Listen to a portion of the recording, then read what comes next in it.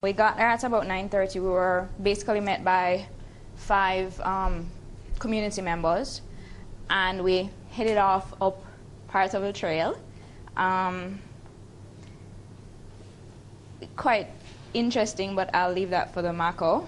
And eventually we got to a point, time ran out on us. We had to turn back, so we just came back down, took a quick break, and then we headed over to Syndicate, where we started our workshop with the community members. So we started with the introduction and the icebreaker. Betty and I were responsible for that section. We basically welcomed everybody, introduced Canari, the Canari team, and explained the whole background behind the workshop. We explained our rationale for choosing the objective that we did, which was to have the participants by the end of the day have a plan to build partnerships to support development of their community tourism livelihoods. We took them through the agenda, indicating that it was the steps that would actually get them to that main objective, and then we asked them to introduce themselves, first name, organization of which they were a part in the community, and the best thing about their community. Word, short sentence, phrase, however they wanted to phrase it. Essentially, everyone was very excited about the trail, and they were willing to do whatever was necessary to support the development of their community tourism initiative. We also discussed, first we actually introduced everybody by country teams, and then we discussed some ground rules. 3 were accepted by everyone: respect everyone and everyone's opinion, stick to time, no ringing cell phones. Then we did the icebreaker, let the sun shine on. So let the sun shine on, we had 5 topics. Ever eaten wild meat, hiked in the forest, had, pronounce please? Oh, Bwabande. Bwabande. Climbed a tree and made charcoal. Then we moved on to stakeholder identification. That was Sandra, Anthony, and Bernard, who were responsible for that session. And Sandra went ahead and used the illustration of chow, or chow lime. In that instance, the trail was the mango. And the idea was, what other ingredients do you need to get the community tourism livelihoods, which is the actual chow, to the final product? So Bernard took over, assisted using various questions, etc., and ended up with a list of 31 stakeholders identified.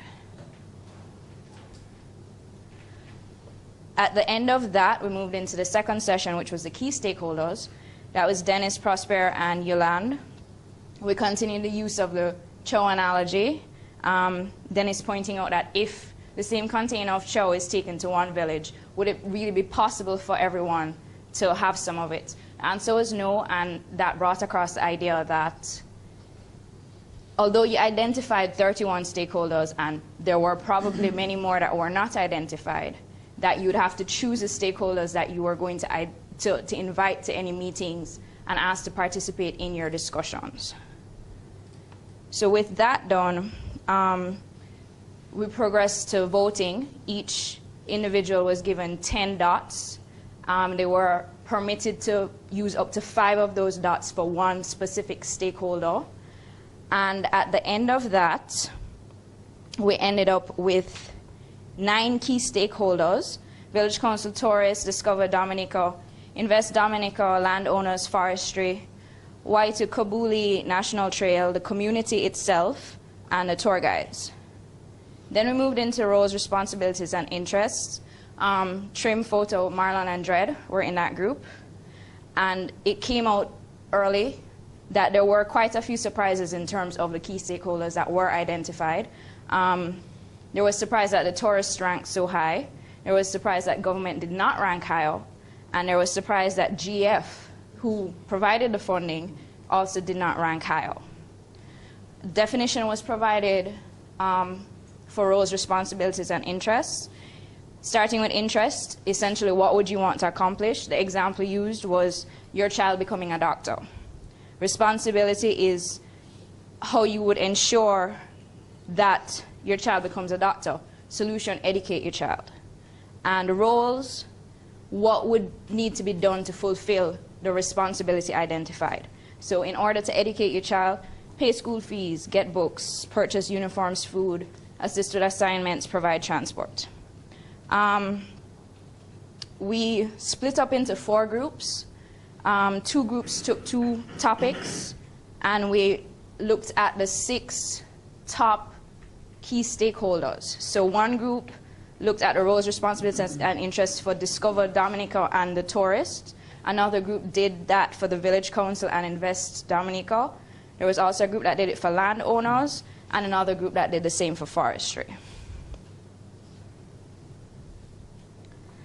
At the end of that, everyone presented, the various group members, primarily the community participants actually, were the ones who presented the findings. After that, though, we kind of got into a discussion where we weren't really sure if the people that we had identified would actually be able to adequately address the needs of the community as quickly as would probably be necessary. So we kind of talked about that a little bit. We wanted to know from them, are there any other groups or any other key stakeholders who had not been identified who would be able to assist them to get to their goal a bit more quickly. One suggestion was they needed to put together a video. They already had the funding, they just hadn't made the contacts. So the suggestion was Discover Dominica and some of the other Dominican websites.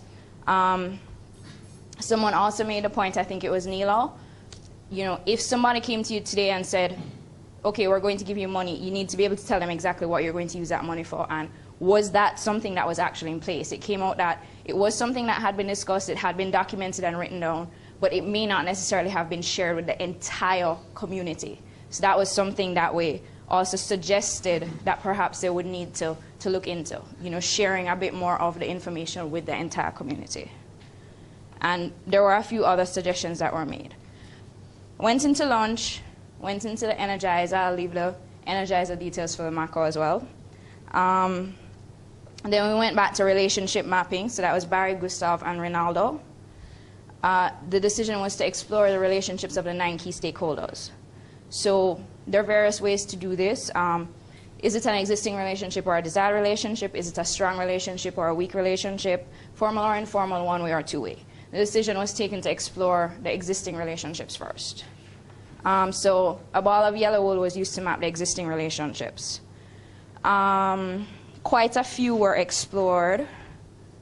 1, 2, 3, 4, 5, 6, 7, 8, 9. At least 9 were actually discussed. And that was documented. And then one desired relationship was identified, and that was the one with Invest Dominica and the Y2 Kabuli National Trail. So that was the desired relationship. Then the discussion went to what happens if the relationship or the network is broken. If one organization, for example, forestry, was unable to carry their responsibilities, what would happen? Basically, there were 3 options. It was to either try to strengthen forestry to ensure that they would be able to continue. They could find another partner, or the other partners in that network would have to bear more of the responsibilities that would ordinarily have rested in forestry. Interesting to note was that the mapping exercise, although for the key stakeholder analysis, it was the Village Council and the tourists that had the highest scores based on the mapping exercise and just the number of lines coming out of the various representatives. It was the Y2 Kabuli National Trail that seemed to be the main stakeholder in that instance.